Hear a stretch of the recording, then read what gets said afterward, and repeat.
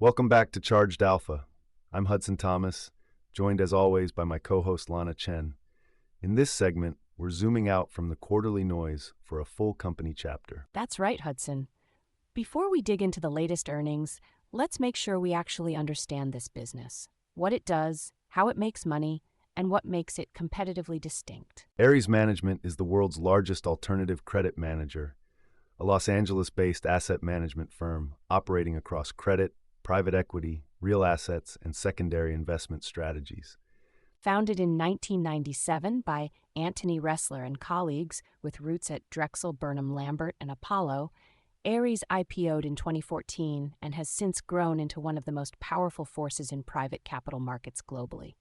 The credit business is central to everything ARES does. It holds over $300 billion in credit assets under management alone, a scale that gives it unmatched deal flow and origination leverage in direct lending. Direct lending is the core model. ARES makes loans directly to middle market and large companies, filling a gap that traditional banks have steadily vacated since the global financial crisis due to regulatory capital constraints. This is a fee-based model.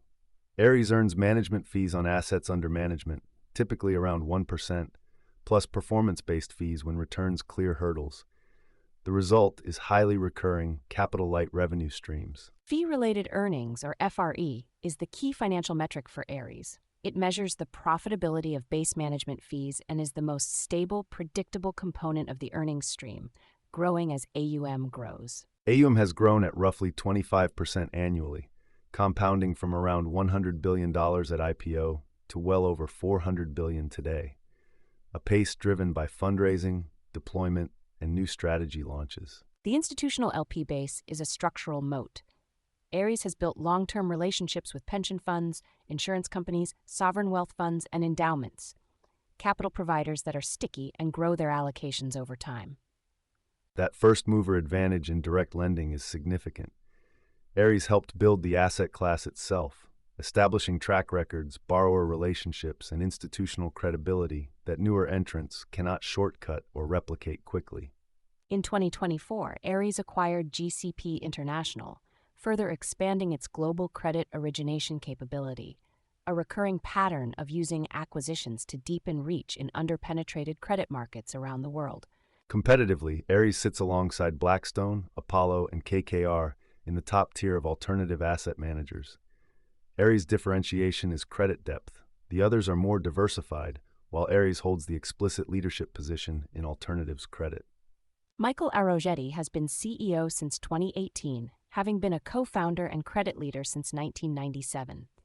His tenure has defined the credit-first strategy and driven the AUM compounding that has created substantial value for shareholders. The distributions ARES pays are linked to distributable earnings, combining fee-related earnings with realized performance income. As AUM grows and credit markets remain active, the distribution trajectory has been strongly upward. Key threads: new fund launches and fundraising pace, credit market conditions affecting origination volume, FRE margin expansion as the platform scales, and whether the direct lending opportunity continues expanding globally. That's the company chapter for ARES Management. Now that we've got the full picture, let's get into the earnings. Time to dig into the numbers. Let's go. ARES Management delivered another record-breaking quarter as private credit AUM crossed $500 billion. Q1 2026, EPS of $1.21 versus estimates of $1.10, a 10% beat. Revenue grew 21% to $1.22 billion. Assets under management expanded to $502 billion, making ARES the largest private credit manager in the world. This is Charged Alpha. Let's break it down. ARES Management is a global alternative asset manager, market cap of $31.8 billion. The business spans private credit, private equity, real assets, and secondary strategies. Private credit is the crown jewel. Direct lending to middle market companies fills the gap left by bank retrenchment from corporate lending post-Basel III capital requirements. Private credit is the fastest-growing segment of alternative assets. As commercial banks reduced lending to non-investment-grade borrowers due to capital requirements, private credit managers like ARES stepped into the void. They now originate loans directly to borrowers at spreads significantly above public bond markets. The strategy benefits from higher rates, proprietary deal flow, and structural seniority in the capital stack. Let's walk the income statement. Revenue of $1.22 billion grew 21% year over year, the consistent double-digit growth that has characterized ARES since its IPO in 2014. Fee-related earnings, the most predictable revenue stream, grew 24%. Realized income, which includes performance fees and carried interest from exits, was modestly lower as deal activity normalized from peak 2023 levels. The AUM trajectory is the primary valuation driver.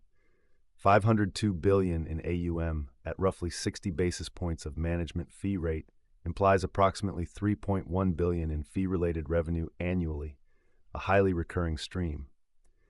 Fee-related earnings translate to fee-related EPS of approximately $6 to $7 per share for full year 2026. Cash flow and balance sheet. Operating cash flow of $500 million in Q1 reflects the seasonal fee recognition pattern. ARES carries $4.2 billion in debt against $1.8 billion in cash. Net debt of $2.4 billion, moderate leverage for a company with fee-related earnings growing at 20+% annually. The private credit structural tailwind is secular, not cyclical. European banks, which historically dominated middle-market corporate lending, are retreating under regulatory pressure from BCBS capital standards. U.S. regional banks, shaken by the Silicon Valley Bank episode, are also reducing non-core lending. ARES is the primary beneficiary. Every dollar of bank retrenchment is a potential ARES origination. Wall Street consensus is the most unanimously bullish of any ticker in today's session. 14 buy ratings, 3 holds, 0 sells. Average price target of 192 implies roughly 13% upside. The bull camp includes virtually every major institutional research shop. The hold camp is valuation cautious, not thesis cautious. Valuation. ARES trades at a significant premium to its fee-related earnings multiple. The stock is roughly 36 times forward fee-related EPS, comparable to high-quality software companies rather than traditional asset managers. The justification is AUM growth of 25% annually, recurring fee streams, and the structural tailwind from bank retrenchment.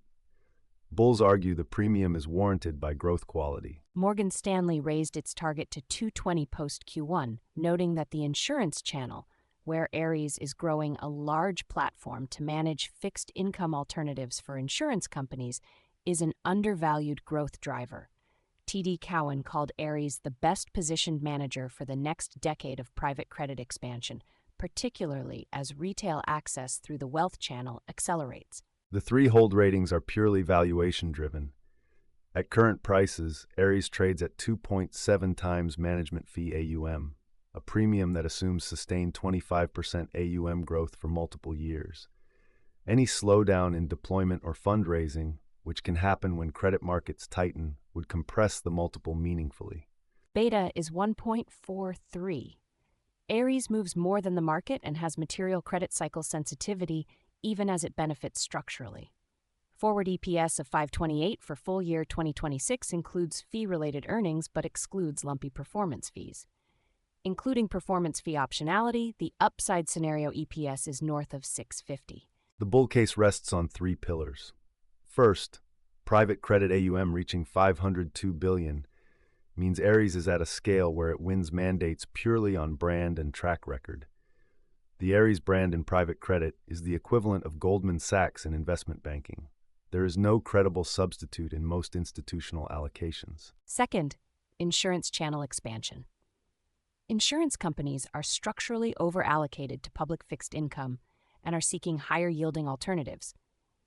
ARES manages an insurance balance sheet platform that is growing rapidly. Each dollar of insurance assets managed generates fee income at attractive economics relative to institutional fundraising. Third, retail democratization. The SEC's expansion of alternative asset access through interval funds and tender offer structures is opening ARES strategies to wealth management channels. The retail addressable market for private credit is estimated at $1 to $2 trillion over the next decade. ARES is building the distribution infrastructure to capture a meaningful share. The bear case starts with credit quality risk. private credit portfolios are marked to model rather than to market, creating the risk that headline AUM overstates economic value in a credit downturn.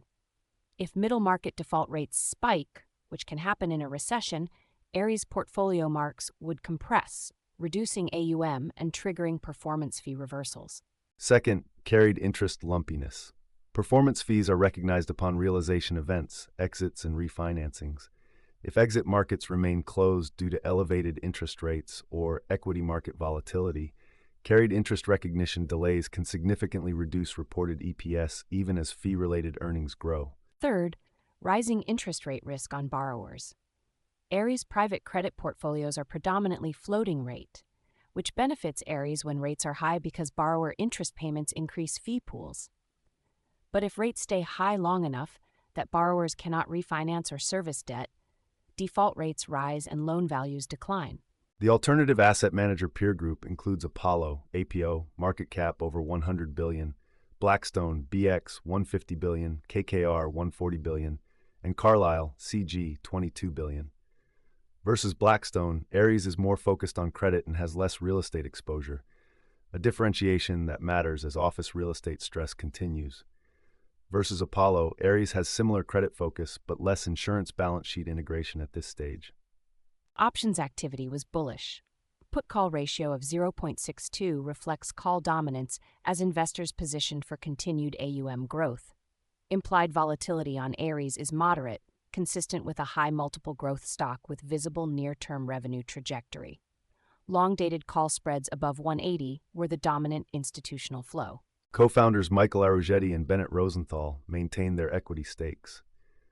No significant insider selling in Q1, management alignment is intact. Institutional holders include a mix of long-only quality growth funds and event-driven investors betting on the private credit structural story. Bottom line on ARES management. This is the highest quality secular growth story in the alternative asset management space. AUM at $502 billion with 21% fee revenue growth and 0 sell ratings from Wall Street. The premium multiple is the price of admission.